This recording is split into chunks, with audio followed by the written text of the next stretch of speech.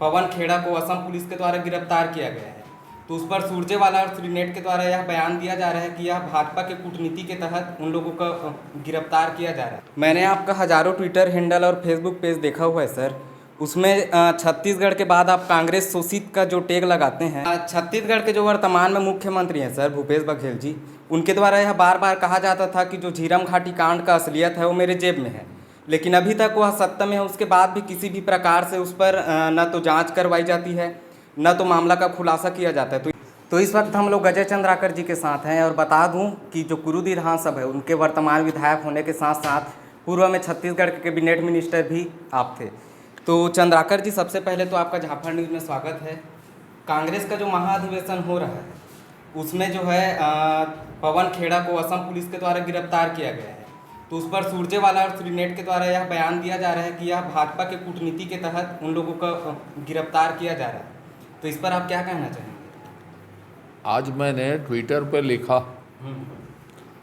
कि कांग्रेस को मातम मनाने या आरोप लगाने के बजाय पवन खेड़ा जी ने जो प्रधानमंत्री के लिए भाषा उपयोग की है उससे कांग्रेस सहमत है या असहमत है, इसको स्पष्ट करे। और सुप्रीम कोर्ट ने क्या कहा है उसको पढ़ ले वो। समझ रहे हैं ना? हाँ सर। तो सार्वजनिक जीवन में स्तर गिराने का काम कांग्रेस कर रही है और ऐसे प्रस्तुत कर रही कि उसके साथ अन्याय हो गया। वो पूरे समाज के साथ गंदे शब्दों का इस्तेमाल करके अन्याय कर रहे हैं। मैंने आपका हजारों ट्विटर हैंडल और फेसबुक पेज देखा हुआ है सर। उसमें छत्तीसगढ़ के बाद आप कांग्रेस शोषित का जो टैग लगाते हैं तो उसका थोड़ा क्लियर कीजिएगा कि मैं बहुत सारे टैग लगाता हूँ। कांग्रेस शोषित, उपद्रवग्रस्त, बलात्कारग्रस्त, अवैध वसूलीग्रस्त, कई तरह से चीज़ें लिखता हूँ। और छत्तीसगढ़ में चारों तरफ वसूली हो रही है और शोषण हो रहा है और माफिया लोगों का राज है। सरकार नाम मात्र की है। तो नाम मात्र की सरकार में आज 11 लोग मर गए।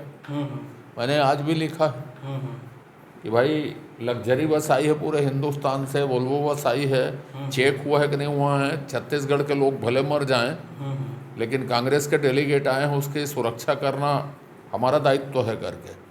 तो ये तो हाल है छत्तीसगढ़ का। तो छोटी बात है, लूटग्रस्त लिखूंगा भी इसके बाद थोड़े दिन में। छत्तीसगढ़ के जो वर्तमान में मुख्यमंत्री हैं सर भूपेश बघेल जी, उनके द्वारा यह बार बार कहा जाता था कि जो झीरम घाटी कांड का असलियत है वो मेरे जेब में है, लेकिन अभी तक वह सत्ता में है। उसके बाद भी किसी भी प्रकार से उस पर न तो जांच करवाई जाती है, न तो मामला का खुलासा किया जाता है। तो इस पर आप क्या कहना चाहेंगे? जेब में ही रखे रखे सड़ जाएगा और उनको जांच वांच नहीं करवाना है, न्याय नहीं दिलवाना है, उसको नेतागिरी करने झीरम में, भावनात्मक नेतागिरी जिसको बोलते हैं।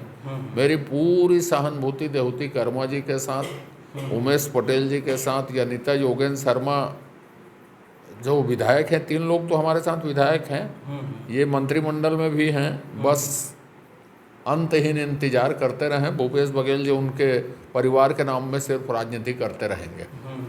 भारत जोड़ो यात्रा और हाथ से हाथ जोड़ो यात्रा के बाद कांग्रेस वालों का कहना है कि कहीं ना कहीं आगामी चुनाव में इसका जो प्रभाव है वह देखने को मिलेगी, जो लोकसभा चुनाव है और जो विधानसभा चुनाव है उसमें भी।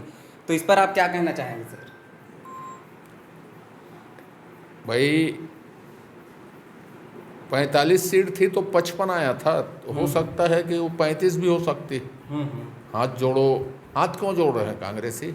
माफी मांग रहे हैं, किस लिए हाथ जोड़ रहे हैं? और भारत पहले से अखंड है।